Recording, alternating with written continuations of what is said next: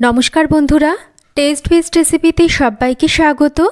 যে কোনো দিন বাড়িতে যদি মাছ মাংস বা সবজিপাতি না থাকে বা যে কোনো নিরামিষের দিনে এই রেসিপিটা বানিয়ে নিতে পারেন। এক থালা গরম ভাত এই রেসিপি দিয়ে খেয়ে ফেলতে পারবেন, এতটাই টেস্টি হয় খেতে।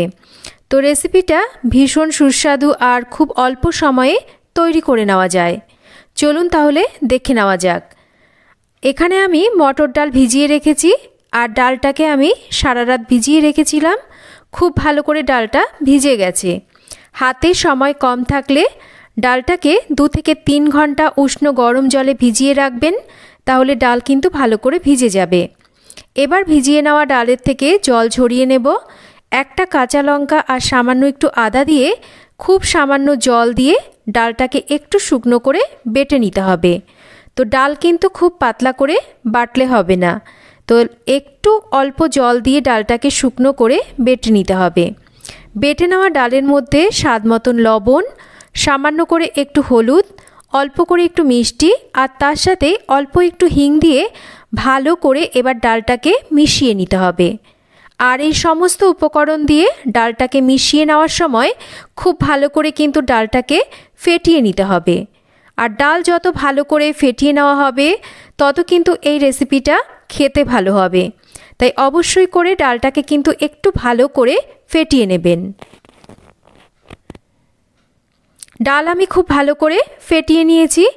এবার রান্নার জন্য কড়াইতে তেল ভালো করে গরম করে নেব।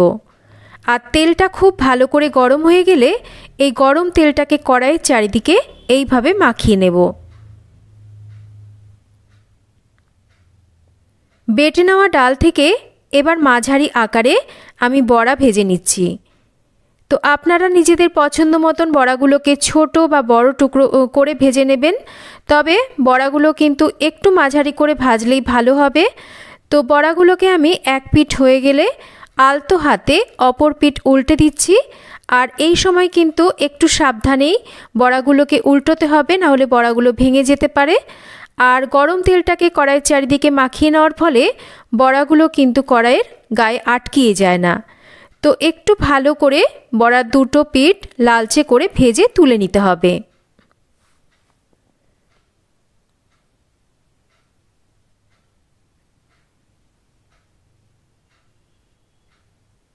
বড়াগুলো ভেজে তুলে নেওয়ার পর এবার দেখুন এখানে আমি একটা টিফিন পাত্র নিয়ে নিয়েছি। আর এখানে আমি বেটে নিয়েছি সর্ষে, পোস্ত আর 6 থেকে 7টা কাঁচা লঙ্কা।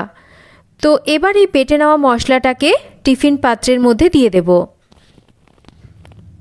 স্বাদ মতন লবণ, সামান্য করে একটু হলুদ আর তার সাথেই স্বাদ মতন একটু মিষ্টি দিচ্ছি। আর ঝালের জন্য সামান্য একটু লঙ্কার গুঁড়ো দিচ্ছি।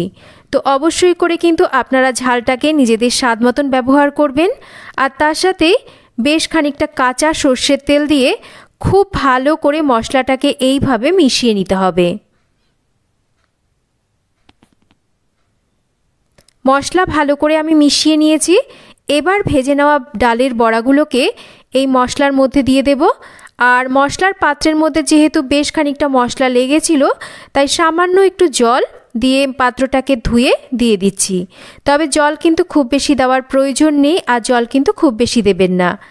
আর দেখুন এবার বড়াগুলোকে ভালো করে এই মশলার মধ্যে আমি মিশিয়ে নিলাম। আর এমনভাবে মশলার মধ্যে বড়াগুলোকে মেশাতে হবে যাতে বড়াগুলো মশলার মধ্যে এইরকম ডুবে থাকে। ওপর থেকে দিয়ে দিচ্ছি 2 থেকে 3টে কাঁচা লঙ্কা, আরও খানিকটা কাঁচা সর্ষের তেল। টিফিন কৌটোর ঢাকনাটাকে বন্ধ করে দেব। আর এদিকে একটা পাত্রে বেশ খানিকটা আমি জল গরম বসিয়ে দিয়েছিলাম। জলটা গরম হয়ে গেলে একটা স্ট্যান্ড বসিয়ে স্ট্যান্ডের ওপর টিফিন কৌটোটাকে দিয়ে ঢাকা দিয়ে মাঝারি আঁচে রেখে 12 থেকে 15 মিনিট এটাকে স্টিম করে নেব। তো দেখুন 15 মিনিট পর আমি গ্যাসের ফ্লেমটাকে বন্ধ করে দিয়েছি। আবারও ঢাকা দিয়ে এই রকমই 5 থেকে 7 মিনিট স্ট্যান্ডিং টাইমে রাখবো। 5-7 মিনিট পর আমি টিফিন কৌটোটাকে বের করে নিয়েছি। আর ঢাকাটাকে খুলে দেখুন দেখিয়ে দিচ্ছি, দারুণ টেস্টি একটা নিরামিষ রেসিপি কিন্তু তৈরি হয়ে গেছে। গরম সাদা ভাতের সাথে এটা খেতে অপূর্ব লাগে। একবার আপনারা এইভাবে বানিয়ে খেয়ে দেখুন, রেসিপিটা আপনাদের আশা করি ভালো লাগবে। তো রেসিপি ভালো লাগলে একটা লাইক করবেন, শেয়ার করবেন আর কেমন লাগলো রেসিপি অবশ্যই করে জানাবেন। সবাই ভালো থাকবেন। আবার ফিরে আসব নতুন কোনো রেসিপি নিয়ে।